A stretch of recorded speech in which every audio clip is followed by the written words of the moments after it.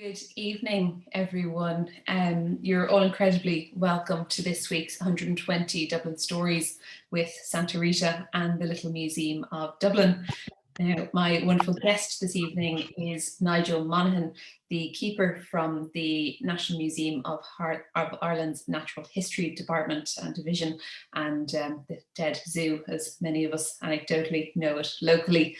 And I think as someone who spent their childhood coming in on probably a bi-monthly basis to visit the Natural History Museum, I'm particularly thrilled to have this opportunity this evening. So Nigel, thank you so much for being here. I'm delighted to join you this evening. Oh, thank you so much. Well, I'm going to, I come pre-warned, I have an awful lot of questions, so I'm going to just jump straight in. I guess the first thing I'm curious about, when I go onto the website, your personal area of expertise is noted as Irish paleontology and Ice Age mammals. I'm just really curious, just from your own starting point, you know, how did you get into this career? Was it a childhood ambition, or what's your own personal journey? It was an accident of history entirely, although I found myself really suited to the role, I think, which I started out in as a curator for the fossil collections. But in fact, my introduction to the museum as a workplace came because I was studying in Trinity College, and a friend of mine who could afford a newspaper had an Irish Times and spotted an ad and said, you should apply for this. And I had a wife and child at the time, and I needed money, so I needed to do something. And applied for the job for a curator in a museum that isn't known for its geology collections because they're largely hidden from view. And I wandered around the day before the interview and I saw a couple of fossils and thought, great, I'll be able to do this and get lots of other things done.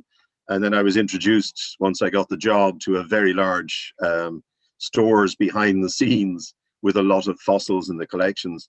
And, you know, I'd wanted to be a geologist probably from the age of about 14, wandering the Wicklow Hills and looking at lead mines and having picnics and damming rivers as you do, which we don't encourage people to do anymore, and wandering around the lead mines. And my grandparents happened to live at the time near Avoca. And again, I go wandering the mines with my father and picking out minerals and getting interested in rocks. And I suppose reading, I had the local library in Rathmines, which is a great resource. And I sort of read my way from one end to the other of the non-fiction zones, and particularly fell in love with geology, and a good school teacher helped as well. Okay, which I think hearing that story makes me think of the present circumstance where we're all being encouraged to go outside, and hopefully that might spur that interest for some of our younger generation. But I guess, so your role with the museum is that of keeper. Just kind of explain to me what that means, what it entails. What does a day in the life look like? Well, the best thing about it is that the 2 days in a row don't actually look very like each other, because a lot of jobs, I'm sure, where people dream for the weekend and the escape, some of us are very lucky and actually do something that we quite enjoy most of the time. And basically my job is I'm responsible for the department of the National Museum of Ireland that looks after the scientific collections in zoology and geology. It also used to include botany up to 1970, but that was transferred to the Botanic Gardens. So my predecessors would have been in charge of the herbarium of dried plant collections, but that's actually now out in the bots, as Dubliners will know it. And it's a focus on zoology, which is very obvious because it fills a museum, but also on extensive geology collections of rocks, minerals, fossils, space rocks. We've got bits of the moon and Mars. We've been to Mars already, thank you. And we've managed to get lumps of rock that have fallen as meteorites. So we've got a very wide-ranging and very interesting collection. And because the museum's so old, it's really well off in terms of the scientific quality of what it's got in the collections. And a lot of people are very attracted to it as a career. It's a very rare job to get. You're very lucky to get in, but it is a really nice collection to work with and very rewarding. So it gets you through the days that aren't all thrills, where you're filling out forms and in Zoom meetings and doing all of the other things that you have to do on the administration. But the science at the back of it and the previous scientific work is, I think, what makes it interesting for most of us on the collection side of the house in a museum. gosh, it's I can only imagine what the experience of actually meeting a member of the public and potentially being able to show them a piece of Mars, and what those conversations must look like, or if the public has ever seen it indeed. But it's amazing, kind of like, as you said, you've got a collection which goes kind of, is very kind of comprehensive, and is quite an incredible collection. Like, could you just take me back to when the museum was actually an idea? Take me back to day one. I mean, the museum that people see when they visit is an 1850s building, but the germ of that idea went back into the 1790s, when the Dublin Society, it wasn't even royal until the 1820s, but what is now the RDS, who were the sort of the core of what you see in our museum today, they started out buying a mineral collection because they wanted representative examples of the different types of mineral substances that were going to make an Irish industrial revolution. And no doubt the RDS members, who were mainly landed gentry and comfortable farmers, would have been very happy to find examples of those minerals on their lands and make even more money. So they had a sort of a vested interest, but they're also scientifically curious, and that was the membership of the RDS at the time. And they started off with a mineral collection that came up for auction because the widow of the owner, who died in a cart crash, left this collection, and they spent £1,350 in 1792, which, no matter how you calculate it, that's an awful lot of money to buy some rocks, and I'm sure it took a bit of persuading. But Grattan's Parliament formally allocated money, and the wealthy made sure that happened. And that became the collection known as Leski, after the man who had originally assembled this collection of minerals in Germany as part of his job as a professor of economics. He'd been traveling mines and inspecting, but he'd been very interested in natural history. So we have this nice core collection of about 7,500 mineral specimens, and it came with a lot of animals and plants and various other preserved things. So the RDS found themselves with a museum that they hadn't necessarily thought about. And in its early days, in various other buildings, it was largely for the gentlemen, and I use that advisedly, of the society, to explore and to come and look and gaze and wonder. And for a couple of professors who had a vague idea what they were doing in the geology, was a very embryonic science at the time. It grew then as the place that you start adding your scientific collections to. So by the 1830s, when the first systematic surveying of the Irish landscape was taking place, led by a man called Richard Griffith, who might be famous for a lot of people as the Griffith valuation. That was the paid job, but he was quite an astute entrepreneurial style civil servant, which sounds a bit odd today. But Richard Griffith was able to employ up to 400 people surveying the landscape, and their job was to assess your farm for value. Basically, that was the primary purpose of the exercise. But he loved geology, and he snuck a few geologists onto the staff, and they collected fossils that ended up adding to that collection. So the collection grew in those little leaps and bounds, and then was taken over by the state in the 1870s. And by that stage, you had a wealthy Victorian system that was funding the museum, and other collections came in from other places and other smaller museums to build what is the core of the natural history collections today, which is about 2 million objects, of which about 10,000 are on display. Amazing. I can't imagine the archiving and the kind of the conservation and kind of collection care that goes into that. And I do see some questions about that, which I would like to take some time to talk about. But you kind of, just picking up on, you mentioned that kind of at one period it was a place for certain gentlemen to come. But I wonder, how has the museum's relationship with the public evolved over time? Like, what was a visit looking like? Well, I suppose the real step into the public arena full scale, rather than an appointment with the curator, and ladies might be brought to have gentlemen explain things to them around the museum if their brothers were members of the society and so on, and they might attend lectures. But the real sort of opening up to the public was with the construction of what people see today as the Natural History Museum. There was various lobbying for public funds, and the state was smart enough to say, we're not paying for everybody's museum everywhere, so can you guys please make your minds up about what you want? And you ended up with a building that started construction in 1856 with a lot of state money. There's about £5,000 put into it, and they were clever enough to keep pushing the bill for quite a while, and they got a better museum than they initially started with. But by the mid to late 1860s, it was a fully public museum, and most of the time you could come and go as you pleased.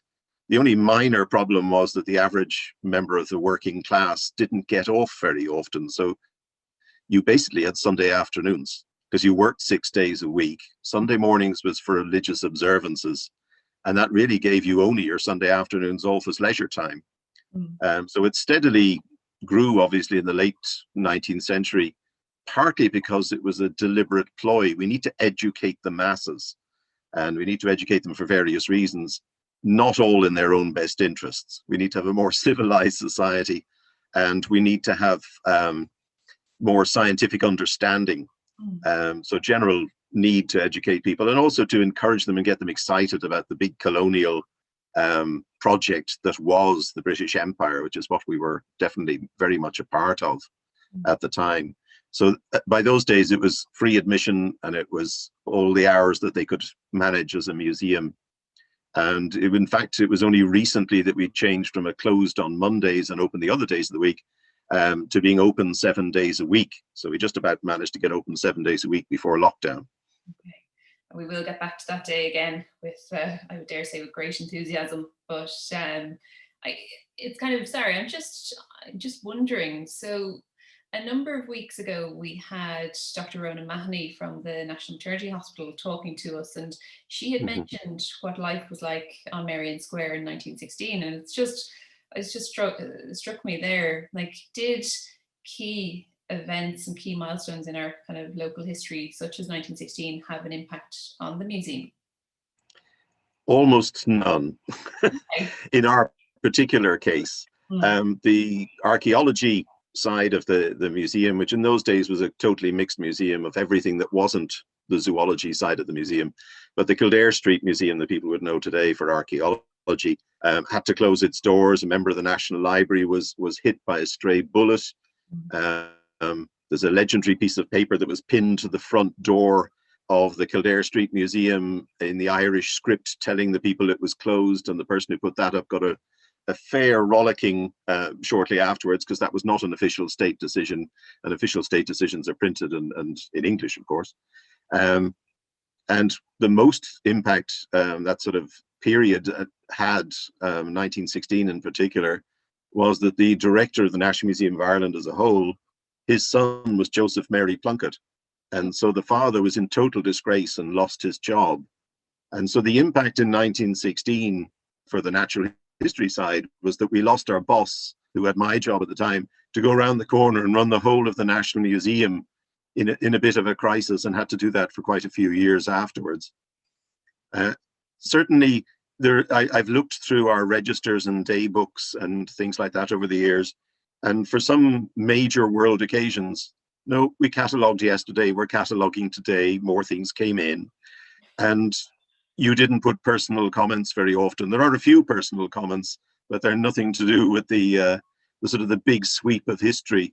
And when you think that we started out in Grattan's Parliament in the 1790s, and we survived the Act of Union, and we saw the growth of the British Empire, and then we saw the Free State coming along, and in the early days of the Free State there was very little money for anything that wasn't essential, so you can imagine museums didn't do very well. And the steady growth as our economies come and gone, and steadily in roughly the right direction. Over time, you have to be, like a geologist like myself, you have to be ready for very long periods of time and lots of hope. But fundamentally, the museum is now, I think, in the best shape it's been for a very long time. And of course, we're heading into major building renovations that will mean that physically we'll also be up to scratch in terms of the building. And I do want to hear as much about that as possible. It's but I have one question before I ask you about that. I in getting ready for this evening, I actually had to Google and confirm the exact name of how the museum is referred to, because it has, for my entire life, been the Dead Zoo. And that has been always anecdotally how we've known it. And I guess I'm just curious, how do you feel about an anecdotal name like that for the museum? Personally, I love it. I know that our previous director hated it. That's what I mean about geological time. You outlast everything. But I think if the public name something, you'd be pretty dumb to shoot yourself in the, it's the best brand you're going to get. It doesn't crop up much in any other context. There's a lovely book written about us last year. Well, it's not specifically about us, but it's very, very familiar, called The Dead Zoo, a lovely children's book by Peter Donnelly. Other people are very emotionally attached to it. And I've met quite elderly people who've called it the Dead Zoo all their lives. Certainly it is immune to branding. The National Museum of Ireland did corporate branding in the 1990s when Collins Barracks opened up, and the public have studiously ignored calling our building anything except the Dead Zoo. And I was mischievous enough when I was looking up the fact, when I took over as keeper, nobody seemed to know where it was, and yet they sort of knew it existed. So if you'd been there regularly, you knew where it was, but taxi drivers had a vague idea it existed, but they weren't quite sure if they'd never visited. And I actually rang up directory inquiries and said, can you tell me what the phone number is for the Natural History Museum?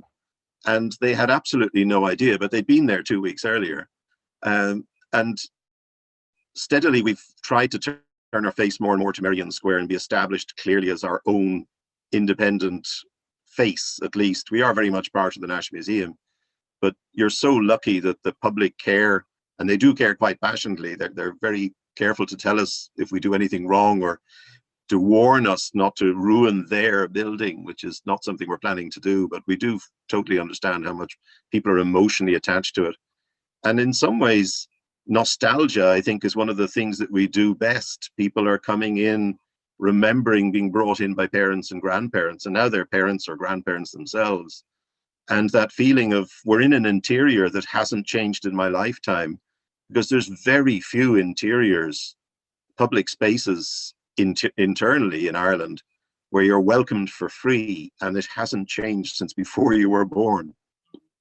But I do think, as you kind of have mentioned there, there's something incredible that you collectively are achieving that I think every museum in the world aspires to and kind of aims towards, which is getting members of the public to actually take a sense of ownership and to take a sense of kind of pride and involvement in what you're doing. And when I was preparing for this conversation earlier this week, my own colleague Trevor, who has children, mentioned to me that he kind of said the experience of having children meant that he got to return to the museum a second time as a child and to see it again through their eyes.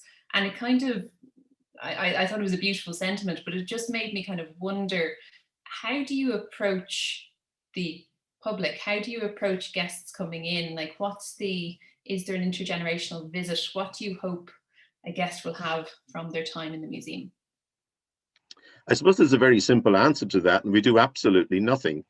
When you have a stately home or a stately home of death, as we sometimes call it in-house, when you have something that already works and you don't change it, I mean, you don't refurbish castles and change all the color and move the king's bed into the other room or move it downstairs. It's part of the history of the place that it hasn't changed. What we have been able to do is provide slightly better services over the years, steadily improving in the last 20 or so. I mean, people may be surprised to find that there's only 4 people involved in looking after the collection of 2 million things on a day-to-day basis, although we have support from a lot of other colleagues across the National Museum.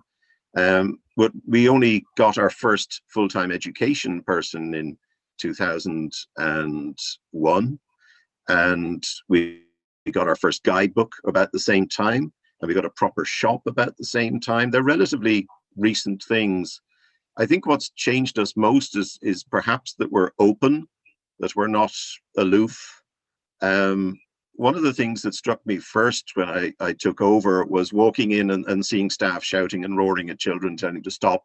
shush, don't run, Mm. which if you know anything about children, they're pretty useless instructions anyway. And I said, you know, I don't see why they shouldn't run and make some noise. You don't want them driving you nuts if you got to work at the front. And I have the luxury of an office at the back, so I don't have to practice what I preach. But the staff were quite happy to stop shushing and treating it like a library where children were tolerated. And I think even just those little changes in culture have done something for us. But I think what the biggest thing has been, perhaps, is modern media. We started to see a lot of backpackers when flights became cheap, and we got teenagers in early 20s in couples or whatever backpacking around, and they would look up the odd, strange, and weird places to visit. They weren't interested in the official tourist guide of the top 10 paintings you must see before you die, so much as, hey, there's this crazy little place around the corner, wait till you see this. And as we did have floor staff, one of whom would take people over if it was quiet and said, you really have to look at this monkey that reminds me of Shane McGowan. Or have you seen the smile on this Abyssinian hedgehog? Isn't that crazy? So that sort of slightly quirky place stands out. And nowadays, with internet access and things that people take for granted, you're right front and center. We've seen visitor figures since the early 2000s go up from about 110,000 a year to close to 400,000 a year. And that's the scale of, probably a big chunk of that is repeat visits by Irish families, or at least families based here. Roughly a third of our visitors are, in the summer months certainly, are overseas tourists. A third of people are coming in from outside Dublin, so they've sort of come specially, or they're on their holiday up to their relatives or whatever to do the Dublin things. And about a third are people in the Dublin area. So it's quite a mixed bag. And it's now very popular. If we were allowed to open the doors, it would be very popular. Yeah, and we'll hopefully get back to that soon. And just kind of, I think, when you mentioned some of the pieces within the collection, and as you said, there's over 2 million odd pieces that are not currently on public view. I kind of wonder if there's any one piece that you kind of spent your career going, gosh, I'd love to find a way to make that publicly accessible, and for one reason or another it just hasn't happened. A particularly good story or a fascinating piece. Well, there's quite, as you said, there's quite a few. Admittedly, we don't have warehouses full of wildebeest roaming across the plains that are all stuffed and mounted and ready for exhibition. A lot of the stuff in those numbers is insects, small things, microscopic things that are part of our important scientific heritage. And people ask us, do you still add to the collections? Yes, we do. Scientists add all the time to our collections, but mostly with relatively small things that are not ever going to really be of great interest to the average visitor to the galleries. But the whole geological collection, which was my job for almost 20 years, specifically curating in those areas, there's so much cool stuff. I'd love to see our saber-toothed cat skeleton come out of a crate where it has lived since about 1907 when it was bought, and be seen by the public. And we would basically need another gallery almost half as big again, I think, to do the earth sciences justice, and particularly the fossil collections. And we do have long-term plans for that, and we have medium-term plans of a major geological exhibition that we're working on right now, that we're hoping to see open this summer. Once we can get people on site to actually work on the production of it, it'll be in our Collins Barracks part of the National Museum. But those are the sort of things that I would love to see. And there's a big thing called a pliosaur, which, unless you're under the age of 10, you probably never heard of these things. But they're basically sea monsters around about the same time as the dinosaurs. And they were quite substantial things that look like the Loch Ness Monster archetype. And yeah, these ones actually existed. And it's 7 meters long, and it's one of the biggest ever found in Britain. And it was a present given to Sir Philip Crampton, who was a famous Irish surgeon and was the chair of the board of Dublin Zoo at the time, and later it ended up in the museum. And this stunning beast, humongous beast, you can see it if you go to the Natural History Museum in London as a plaster replica. but you can't see it in our museum because it would be a major exhibit that would need quite a bit of space to show off. So there's a lot of really cool things like that that I would certainly love to see, and I would have loved as a child when I was studying and learning about geology to be dragged around the geology galleries and the paleontology galleries. So it's been quite a few generations since I was a child, and they've missed out on some great things. And I think that's what many people in museums will tell you is other people see the galleries, we see the potential. And I guess that's the that's what our role as the kind of keepers and the leaders of these institutions is to kind of try and push them forward to reach their potential. And I guess that leads me very nicely to asking you about what is currently going on. You're kind of undergoing some very significant renovations. Could you just tell us how we spent the last few months? Basically, like most people, have spent the last few months largely in lockdown, but about 6 months of last year, we spent wrapping and packing the collections on the balcony levels, the upper balcony levels of the museum, which haven't been open to the public since 2007 because there was a safety review and they fail on so many counts because there's no fire exits from the upper levels of the museum. The handrails are too low for modern standards. Victorian standards, for some imaginable reason, aren't up to 21st century health and safety standards. So we've got work to do. And part of that will involve renovating the building substantially. So we've been packing and wrapping the things that are going to be in the way of building works in due course. And we are in the process of getting ready for major roof works that will start in the next few months, or once construction is allowed to get back on track. We'll be building a platform inside the museum for the workers to work on as they repair the roof completely from one end to the other, which will be great for us because it's been a steadily leaking enterprise for quite a long time. And there's only so much you can do with running repairs. But that involved having to dismantle and remove 2 large whale skeletons.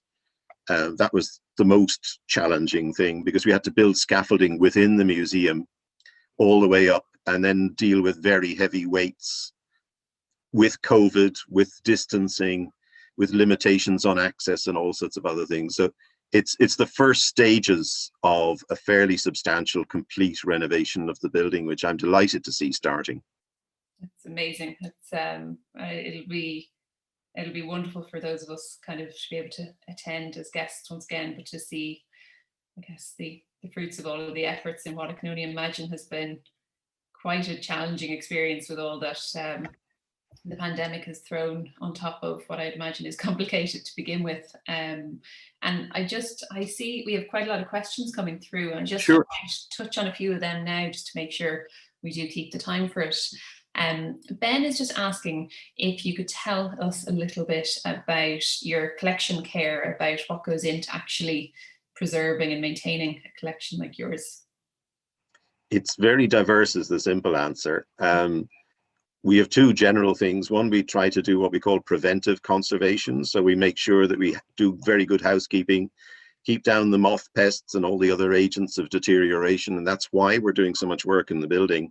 We want to cut out sunlight, control ultraviolet light, get some insulation in, get heating that gives us an even temperature throughout the year as far as possible, and control the humidity. And when you've got a glass roof on an 1856 construction, it's a bit like putting your best valuables in the greenhouse. It's not going to end well. We have a lot of work to do in that building. We also do some intervention. So if there are things that are in particular need of treatment or work, there's 2 stages to that. One is when the animal dies and we actually have to prepare it to bring it indoors. A lot of our stuff goes into alcohol in terms of scientific collections, or it's simply dried. You know, there are substantial collections of shells that are basically picked off a beach and washed, and that's it. They're dried and there for centuries in good shape. And then there's taxidermy, which is its own little rather surreal universe, where basically you're doing upholstery. But instead of producing a leather couch that's kind of square and comfortable to sit on and there's a bit of beading, you don't cut the cow into squares, and you don't shave all the hair off, and you don't dye it as part of the tanning process. So taxidermists basically, historically, if you look at our older pieces of taxidermy, they've got timber, nails, bundles of straw, plaster of Paris, lumps of all sorts of filler from wherever they could find them, and then a skin draped over them and some glass eyes put in. So very similar to Victorian furniture. And if you look at one today, it's probably got a foam body and high-tech, very strong steel and lightweight construction and fiberglass underneath the skin. So we try to get things that are going to last a long time, and sometimes that's down to how they're preserved in the first place. And then there's a number of key steps in terms of balancing the environment so that they're mostly organic things, and they don't like the damp, the fluctuating humidity and temperature and so on. It's funny, I did actually have a number of people who were asking about taxidermy in the comments here. I think it is something that we're all slightly fascinated and kind of, I know from my own side, terrified of simultaneously. I think it's a fascinating, bizarre thing to visualize for someone who's so kind of outside of it. But thank you for just kind of giving us a sense of what goes into it. But then kind of, I guess kind of within that theme, Vincent is asking about the kind of putting human anatomy specimens into a museum, and kind of, I guess we'd love to know a little bit about the kind of the legality and the ethics and the kind of considerations of that. Well, as with everything else in our museum, we simply haven't changed anything. So we have got a couple of human skeletons and a few human skulls of real humans. We have a human remains policy in the National Museum as a whole. It's on our website if you want to look up the details. And it controls how the National Museum exhibits bog bodies, human skeletal remains, and so on. We used to have a standard card that people could fill out if they wanted. And when you got through all the Mickey Mouse and other visitors who visited the museum and just filled up the box with replies, you got the occasional one. And my favorite was "Stop killing humans." And personally, I'm not going to stop killing humans because I haven't started yet. So we have inherited some things, and generally most people are reasonably happy to learn about human skeletons by looking at them. I think it'd be rather different if we were doing full anatomy and plastination and things that you'll see in other museums. It's not something that we're heading in that direction. And in any case, we're largely about wildlife. And personally, I draw the line at humans. As a paleontologist, as soon as humans turn up, so do archaeologists. And there's loads of them, and they can take them away and they can sort out their own humans when they excavate them. I like fossils that are much older and ice agey and further back. But generally, there are ethical considerations, and National Museums signed up to international codes of ethics. So we do bear all of that in mind. And we do know that some things freak people out, but you can be freaked out by a fish in a jar of alcohol or by a skeleton. Our job, I suppose, as scientists is to put the objects out there. And different people see them in very different ways. It's not our job to tell them how to see them. We work a lot with artists. Some of them just come in and do their own thing without talking to us. Others engage deeply, and we have long conversations with them about aspects of science or whatever. And everybody sees things in a slightly different way. And it's I'd imagine it's a conversation that is kind of brought up regularly, albeit in the comment box, as you mentioned. And I kind of going back to then kind of what really is at the core of the collection. So we've got kind of, mammals of the world and kind of the Irish fauna. And so you've got kind of we've got the two key exhibitions that we've all have quite familiarity with. I guess kind of looking into the future, I kind of, when I was thinking about this evening, kind of the impact of climate change and the way the world is going was really sticking in my mind. I wonder if you have a sense of, how much of your collection is extinct, approaching that concern, or indeed is continuing into a healthy future, or indeed are there animals or kind of representations that you need to start considering having a presence in the museum in the future? I think there's several strands to that. As a scientist, I tend to pick things apart and find several different strands, no matter what question you're going to ask. There are certainly extinct animals on display that have been extinct fairly shortly after they were acquired by the museum. There's an animal called a thylacine, that some people might have heard about. It's a carnivore. It looks about large dog size. It's stripy and with a stiff tail like a kangaroo. And they belong in Australia and Tasmania. And we have acquired at least 3, partly because of the sunlight coming in through the roof of the museum, fading the first specimen, the taxidermy. Firms were approached and said, anybody got a chance of finding a second one? And a second one was acquired.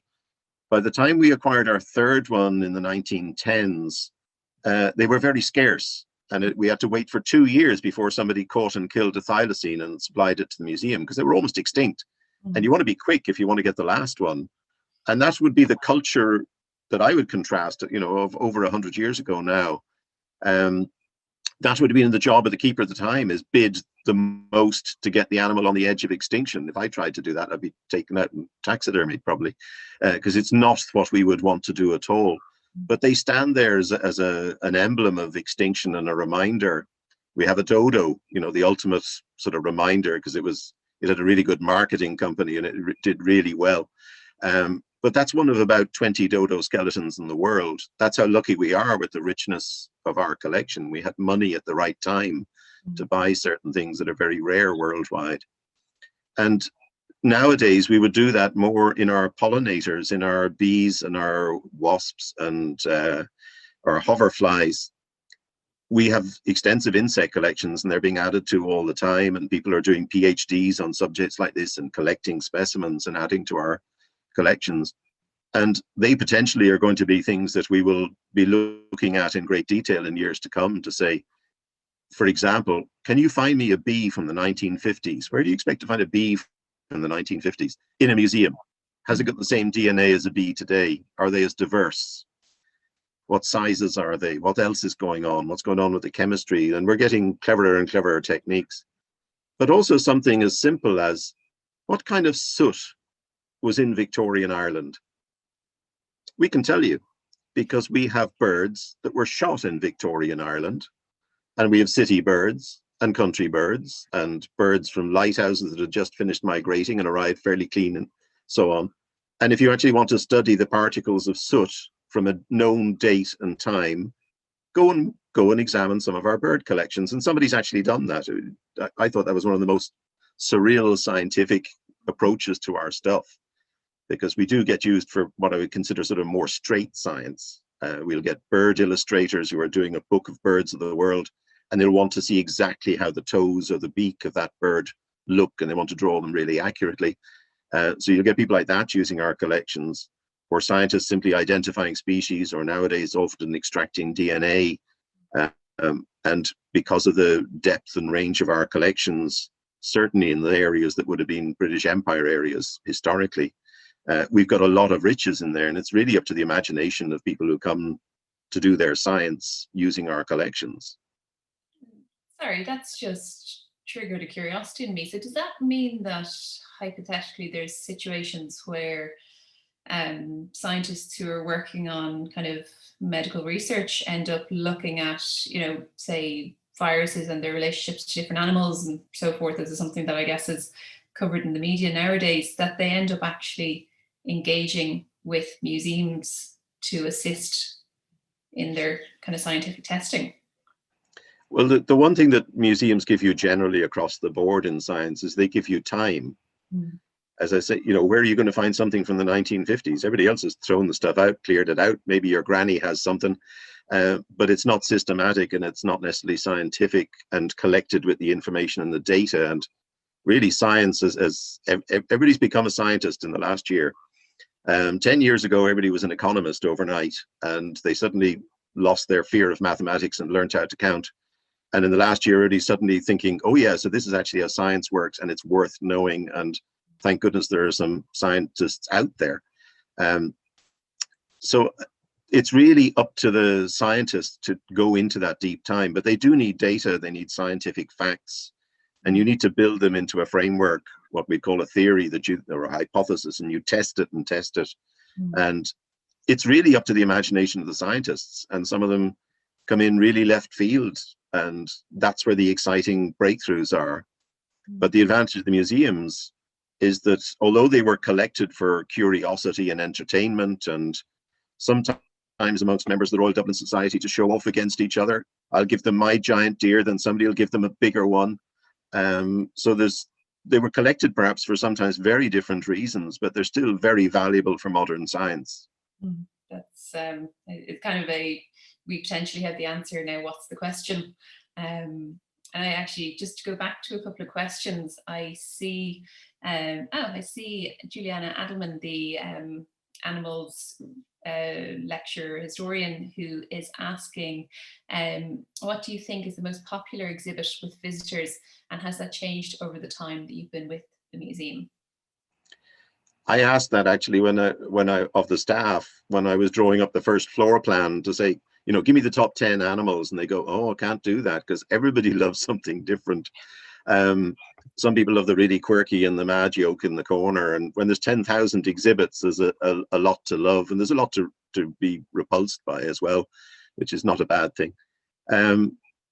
Certainly the giant deer for international visitors are often very striking. They haven't seen one of those animals with the big antlers before, and it is the very first thing you see when you walk in the door, and you do get gasps of amazement and people stopping and saying, is that real? My standard answer is they're inside the display case looking out, asking the same question. But I've seen a little girl turned around to her mother once. It was one of my favorite moments in the museum, when she looked up at the giant deer and said, oh, now I know how they fly. Because it made sense to her. In her universe, reindeer were the only deer, and these things had huge, big, flat, wide things. And who are we to dispel their love of them? But I think giant deer definitely strike home, and they've got lots of interest. And if you're not careful, there's an easy hour lecture on giant deer, because it's one of my favorite animals personally. But historically, one of the very popular things would have been the polar bear upstairs that has a bullet hole in the head. It didn't go to live on a farm, and it didn't disappear quietly, and it didn't get very old. It was shot when it was reasonably young. We actually had a member of staff who lived in polar bear country for a long time, and she told us, God, that's a small polar bear, because she'd seen much bigger ones in her school, literally in the school grounds. But that polar bear was shot by an Irish Arctic explorer, Leopold McClintock, in the 1850s, who wrote great stories about the excitement of hunting and being hunted by polar bears. And I can imagine a young Ernest Shackleton standing there as a kid in 1900 looking at that thing and said, wow, that's north, what's down south? And I with all of the millions of visitors over the year, we must have inspired people, and that, to me, is the essence of what we're there for. It's to inspire, and it's to create a question. And when people say don't change the museum in your renovations of it, and we've no intention of changing it greatly, but I think you don't want a leaking roof, and you'd probably like a lift, and you might like a handrail that was higher than your child. So we're definitely going to address those sort of things. But the essence of it is we want to keep that curiosity, the high density of what's around the corner. Ma'am, come over and look at this. And in fact, when you look at the science of how families explore museums, they work exactly the same way that tribal groups work in a rainforest. The kids run ahead, the parents call them back so they don't get bitten or stung or something worse. They then collect around something and work out collectively. Either the adults will explain it, or they'll explore it to see what it's made from and see how it works. And that's when museums are doing their best work for me. It's innate. Unfortunately, the tendency in a museum is for one parent, and I won't blame males, but it tends to be them, will automatically feel they have to provide an answer. And most good scientists know that when you don't know the answer, you don't spoof. You say, we don't know the answer, but let's go and work out how to find out the answer. And parents, please note, don't come in and point to the big whale skeleton and say, oh yeah, that's a dinosaur, because they can't see any other dinosaurs. And children, particularly small children, all things made out of bone are dinosaurs. Because when you watch Bart Simpson in the museum as a kid, he's knocking over the big thing made of bones, and that's the dinosaur. Animals are made of skin, dinosaurs are made of bones. Yeah, okay, that's fascinating insight. But it's, yeah, I guess the nature of a museum at its finest is that moment where you're allowing for curiosity, you're allowing for kind of meaningful moments and allowing those kids to ask those questions and to explore and to consider what the answers might be. I see a question here from Louise that I think we all collectively are thinking about a lot within the sector. Louise is wondering on your opinion of how COVID and lockdown and everything that goes with it will change the shape of maybe the museum business, but also the museum experience for guests going forward. Well, I think we're very lucky in that we're a national museum, so we're funded. We have a floor under us. There are many museums that are entirely, their business is to get people through and charge admission or provide services that make money and so on. So it's definitely going to be a difficult landscape, like it is for all small businesses in Ireland. I think people's attitude to assembling in spaces is going to be interesting for the next year and a half at least. I think even when people feel a bit more confident, the level of confidence will not be amazing.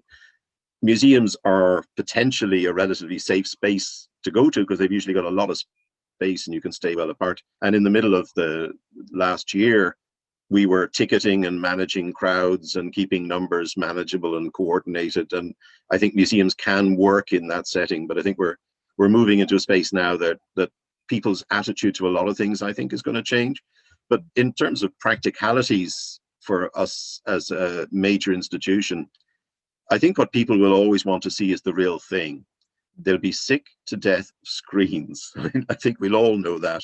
And we all have to sort of prop our eyes open and stay awake and pinch ourselves occasionally before we become zombies, which is apparently the word for this. But I think that's one of the things that people will always want. They'll want that reality of real stuff. And I think they'll be quite thirsty to get out and about. And the nice thing about us, without competing with Dublin Zoo, I'm a big fan of as well, we're free. We're indoors, your kids can't escape, and you can come back as often as you like. And I think that's one of the things. I'm looking at some of the questions there. Yes, it is a passion and repeat visits. People like kids particularly. They love reading the same bloody bedtime story again and again until you move them on to the next one. But they love that. Oh yeah, here we are, Dad, tell us about the giant deer again. And that's a big advantage for us. Just to answer some other questions, if I can pick one or two myself. No, we don't have a taxidermist. We get other people to do all that disgusting stuff for us. I'm not particularly squeamish, but I'm having hung around with taxidermists and seen what they get up to. They're welcome to it. Thank you. I'm quite happy when it comes in as a dry skeleton. There was a great description by somebody who'd only just passed their driving test and worked with whales and dolphins and was driving up to Dublin with the decapitated skull of an orca, a killer whale in the back of the van, and it was sliding because they're very oily. It was sliding from one side to the other, thumping the walls as she drove up to Dublin from Cork. So that's an experience. I don't want to be part of that particularly. I'm very happy to see a lovely white skull delivered to the museum a year later. Just to mention Surgeon Major Park, the statues outside the museum are actually RDS and later state vintage before we had railings subdividing the space. And he had actually nothing to do whatsoever with the museum. He is featured in our military history galleries in Collins Barracks, if you want to go and check those out. People have also been, are also obviously thinking, how do I visit the museum? And no, you can't. No, you can't go anywhere now. But you can visit us anytime you like. If you go to the museum.ie website, there's an online tour, and you can zoom around the museum when it looked clean and tidy and organized and still had whales hanging up on our 3D interactive tour. And one thing I remember reading there recently, and your online presence, I must say, is I got to thoroughly enjoy some of the online tour experiences this week, kind of in prep for this. But I found myself, I can't remember where I found it, but I found myself reading about one of your predecessors coming in one morning to find out that there was a bat in a jar on their doorstep.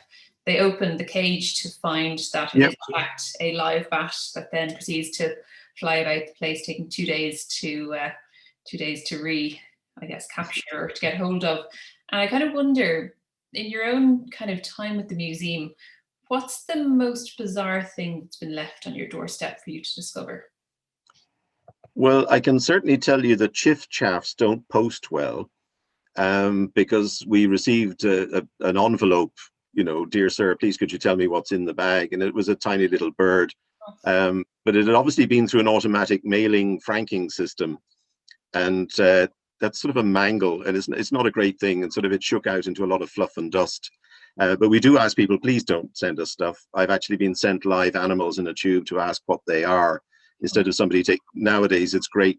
People take photographs. They can put them up on social media sites that specialize.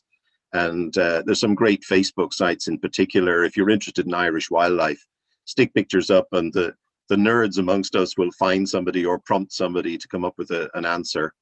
And so a lot of people have a little understanding and a great love for Irish wildlife. And I suppose our job is to try to add to the background story without boring them with detail of lectures. But I've never had something as much fun as I would have considered as my boss, who had opened that jar. He thought the bat was dead and it was sent up to him for identification. And the next thing is it flew out. Then it got out from his office into the galleries in the museum, and it took a couple of days to catch it and release it. And I don't know how well bats would do in that part of Dublin if they weren't with their friends, but it did certainly fly off into the sunset. Gosh, that makes the 3 hours that a kind of a family's canary little bird spent in our museum office about a year and a half ago seem quite quite calm, all things considered. And although we did have an escaped parrot that walked into the front door of the museum in Kildare Street, and somebody managed to get it into a box, and the owner was very happy that his bird had been rediscovered. Mm-hmm. So particularly when you're a public building and you don't charge admission, everybody comes, and some of them are very interesting people. Yeah, that's the fun of it all. And I guess I was told that the Prince Albert statue that's in the forefront of the Leinster Lawn there outside the museum has an interesting backstory. Is that true? Well, basically, there's historically the museum, when you think about it, and if you take down the railings, the very substantial railings that are around the subdivision between the Naturalist Museum and the National Gallery and that area, they were actually put up, that version was put up for Ronald Reagan's visit to make sure that the place was an impregnable fortress. And we've been left with this massive fence ever since.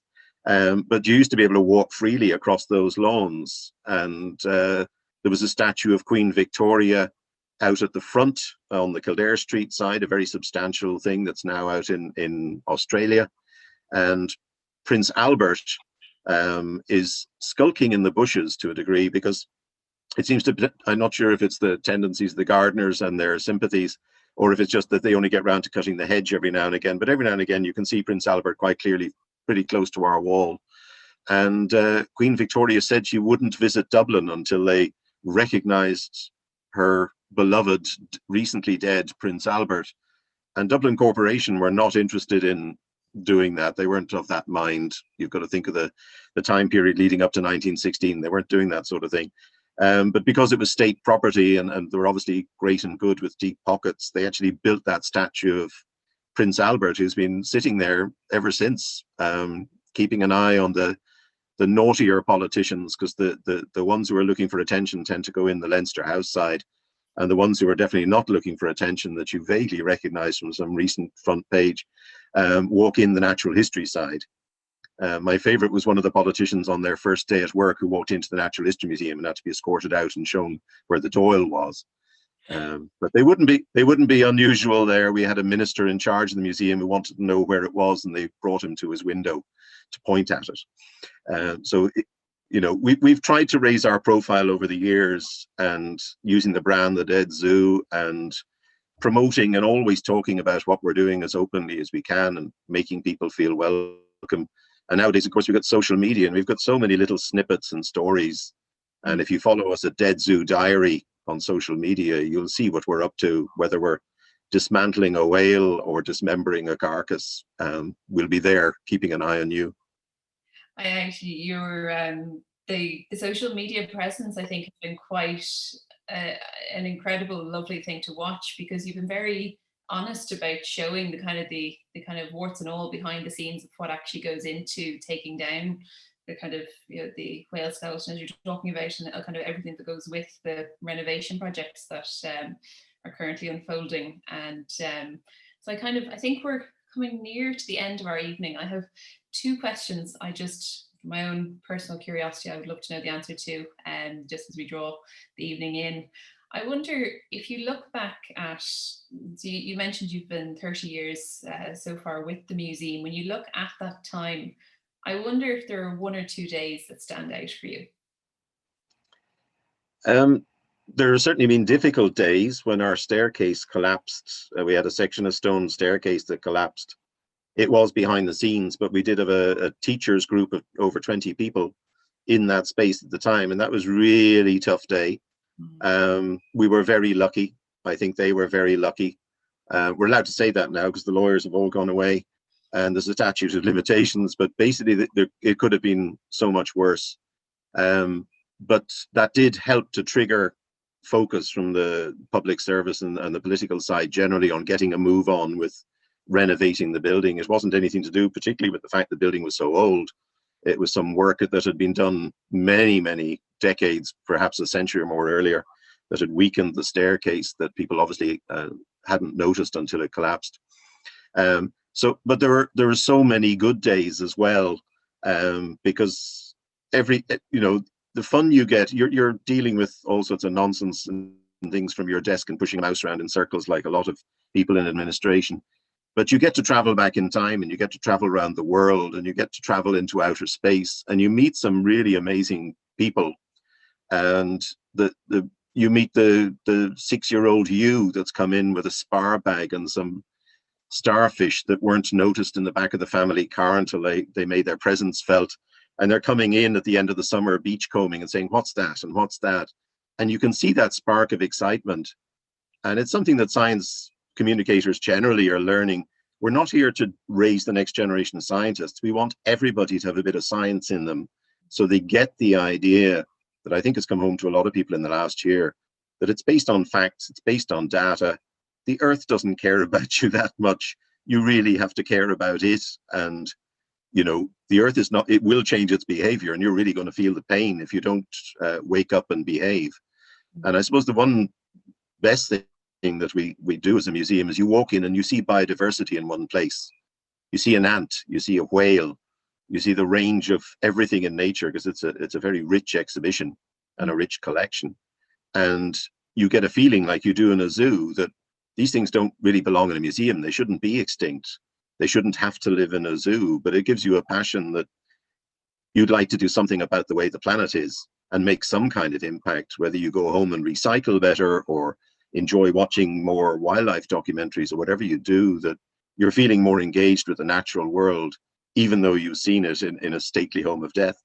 And I think that as an outcome has never been more important. So if that understanding, if that commitment, if that spark is triggered in these young children, it's an amazing thing. And listen, I'm probably working in a museum today as a result of the Dead Zoo. So I would dare say I'm one of those children. But I guess my kind of final question for you is, a visit to the museum 100 years from now, what do you think, or what do you hope that looks like?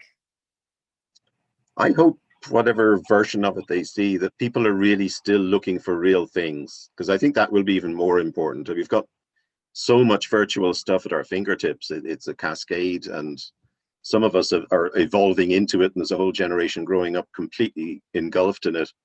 But I think it is very important. We mounted a stuffed giraffe in 2003, and a couple of hundred people came to see it happening, because it was actually happening in the display space. And we finished it, and it was all nice and quiet a couple of weeks later. And I watched a toddler walking over with her little toy giraffe snuggled in her hand. And she leant backwards. She didn't quite fall. She was just beyond the stage at which she would have fallen. But she suddenly looked up, and you realize she's seeing a really tall animal for the first time. And I think that sense of standing beside something and feeling that reality works all the way through, from very small kids.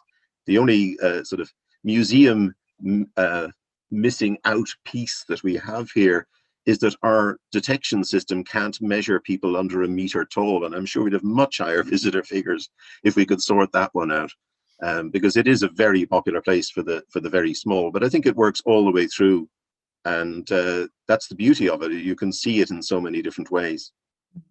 That's you've got a giraffe on your shoulder as you say that. I have. Nigel, this has been an absolute pleasure of an hour. So really sincerely, I so appreciate you taking the time. I've thoroughly enjoyed this conversation. I have so many people who kind of, as you see yourself, writing in to say that they've enjoyed the conversations. I see our own director, Trevor, is with us this evening. He's saying, Nigel, you're a brilliant ambassador for the Dead Zoo, but also for museums in general. Your passion, knowledge and good humour are a tonic. Please stay in the museum for a minimum of another 20 years. So I think I'm going to join everyone that is here writing in to say thank you, to just say, Nigel, sincerely, thank you so much for taking the time. And to anyone who's curious, do go and follow the Dead Zoo or the Natural History Museum on social media, and they're really quite wonderful to follow. But for now, that's it for another week of 120 Dublin Stories with Santa Rita and the Little Museum. And we'll see you back next week when we're actually doing an event as part of the One Dublin, One Book Festival. But for now, Nigel, thank you so much and good evening, everyone. Thank you all.